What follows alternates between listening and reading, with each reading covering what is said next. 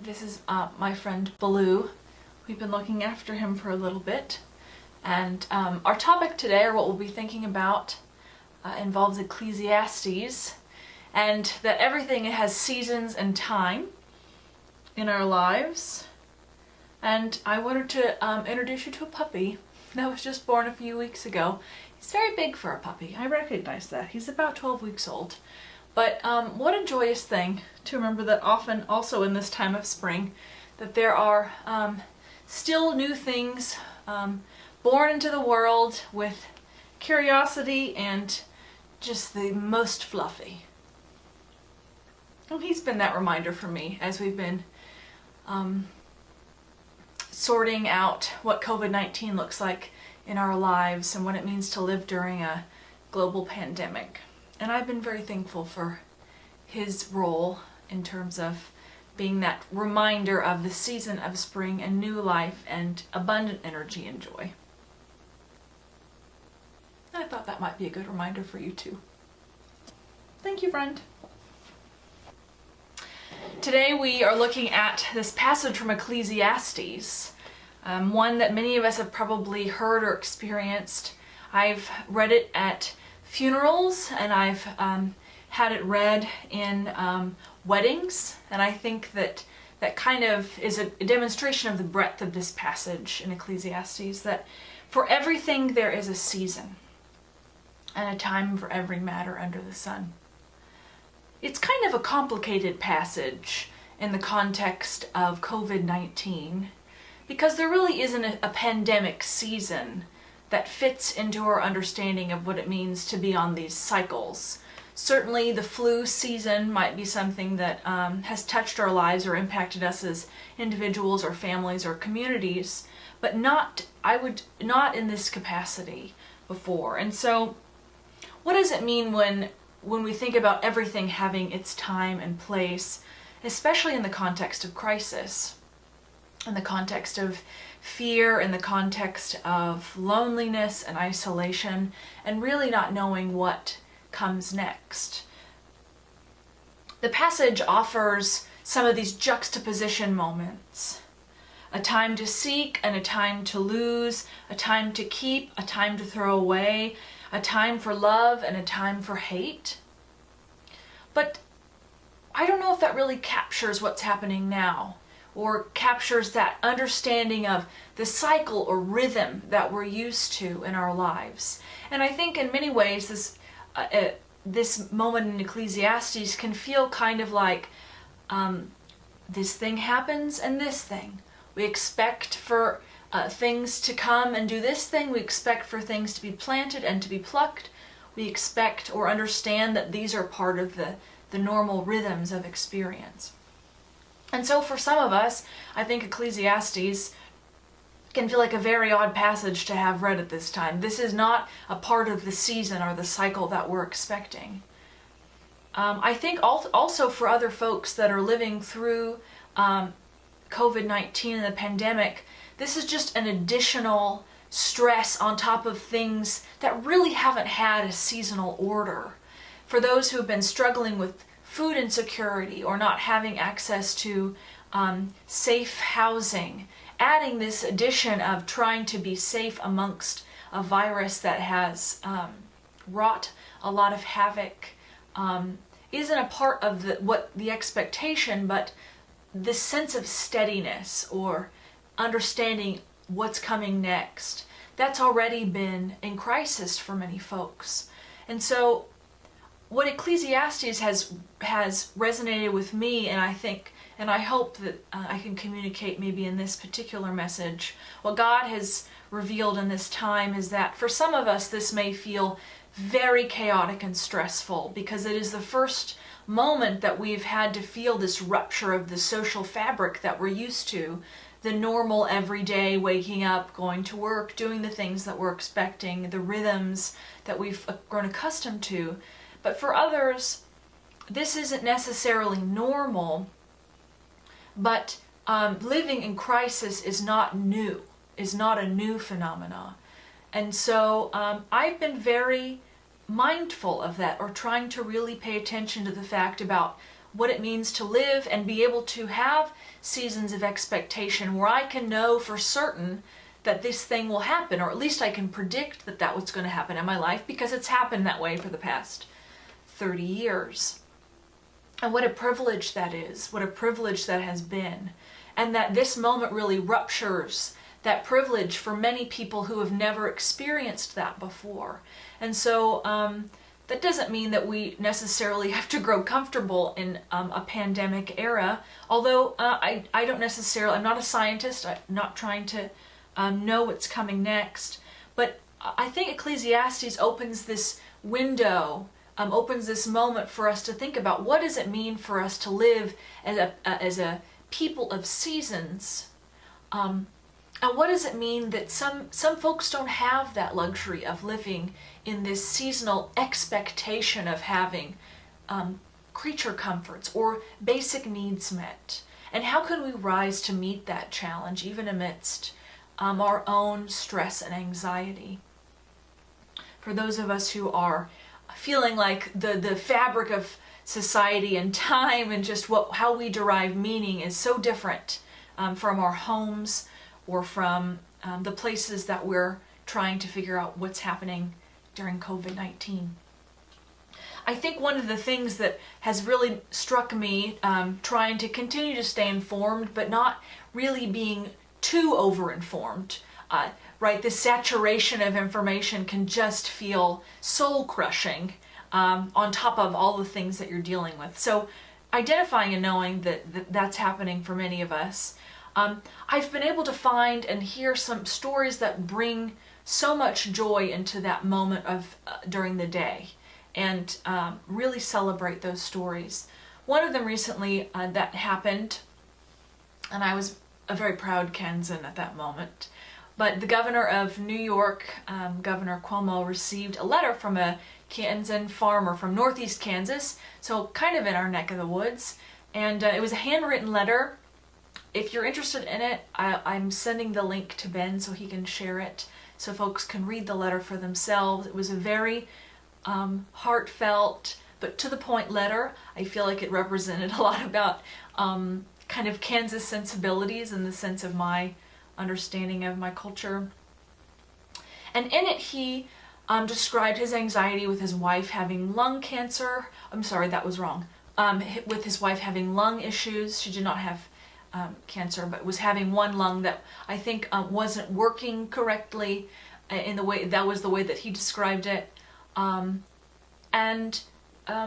in the midst of his anxiety, was thanking the governor for what he had done. And in this letter, he also sent one of his N95 masks that he used during the harvesting time as a farmer, and asked for the governor to share that one mask with a nurse or a doctor or someone that could use it that was in medical care.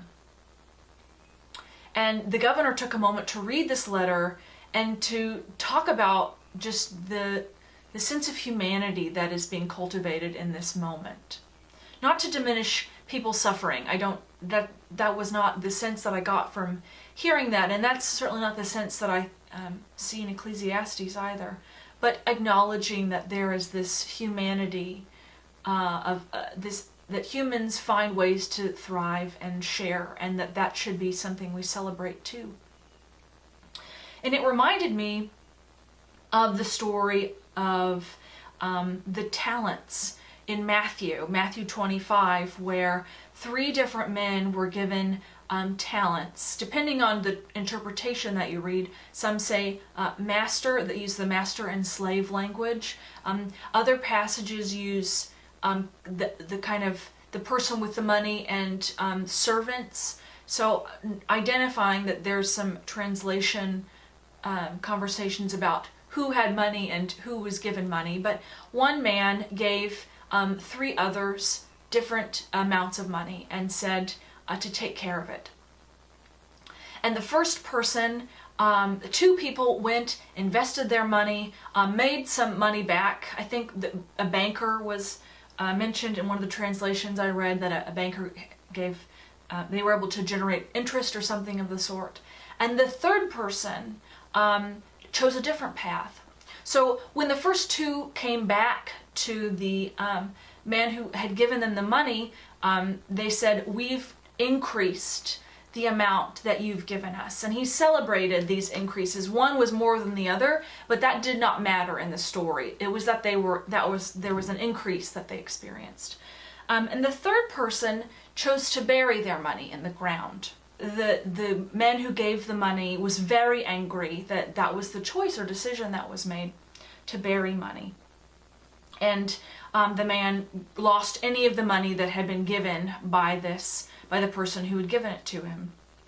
And oftentimes, I think when I've heard this story interpreted, or when I was looking through how people looked or interpreted this particular text, it kind of came from the perspective of the prosperity gospel, where investing money is so important, and when you invest money and you get money back, that demonstrates that God loves you and that you've somehow done great things, and that if you're not participating in that investment, then you're not prospering and God's not going to reward that.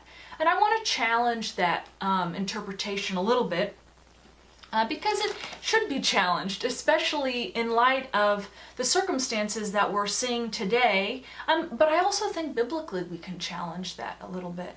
So one of the ways that that passage has stood out to me was that the individual that chose to donate or chose to invest that money, what would that look like in our own context today, investing resources? And I think of that farmer who instead of keeping the mask for himself, or keeping that, even though it would have been a little bit extra, it was only one mask.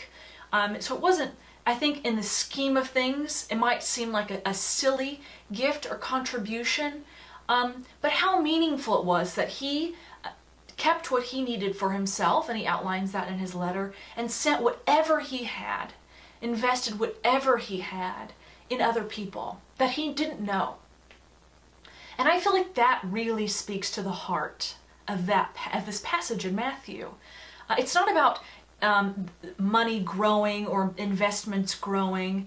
It was about demonstrating love and compassion through giving and donating, and showing and extending the mercies that could be extended in his circumstance as a farmer in Northeast Kansas, where he could. I found a quote from a Trappist monk that I think captures this really well, and I hope you'll listen to that with me. He goes by Father Simeon. "Our greatest talent and treasure is our ability to love.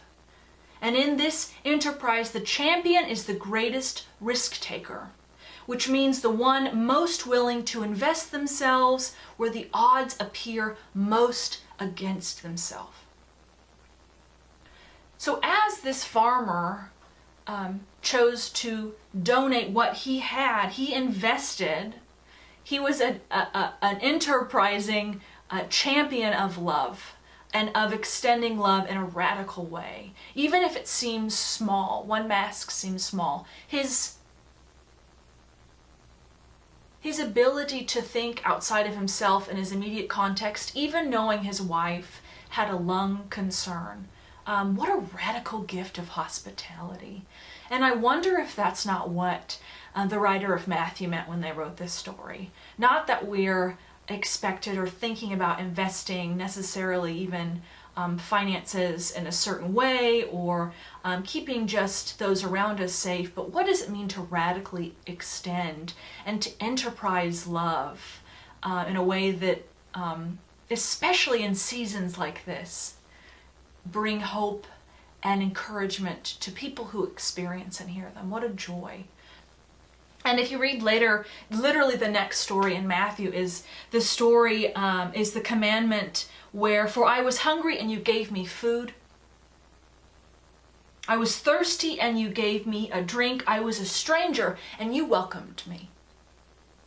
That is the next part of that book in Matthew, that very next piece, even in the same chapter, that God is commanding us to love, to think about our context, whether we are in this season of disruption because of coming maybe from places of types of privilege that allow us to see our lives differently, and imagining what that might mean for folks who are living in this state of chaos, living in a state where they're not sure what's happening or what's to come, that we are commanded to consider our circumstances and mandated to support those who need especially help in times of crisis. Certainly Jesus did not die for us to have increased investment portfolios. Certainly Jesus did not die so that we might just reap benefits on the backs of others who are suffering. Surely Jesus died so that we all might experience the kingdom of God in our lives in this moment too. Even amidst things that might feel chaotic to us, seasons that may feel like they lack any sort of order, what does it mean to be Christians in this time? I'm thinking of your community at First Christian. I'm praying for your ministry team. I'm praying for the ways that we model love as people of Christ, that we take that mandate very seriously. I'm praying for those who are identified as Christian and are feeling stress, not because this is new, but because this is an added struggle to the already difficult portfolio of their own lives.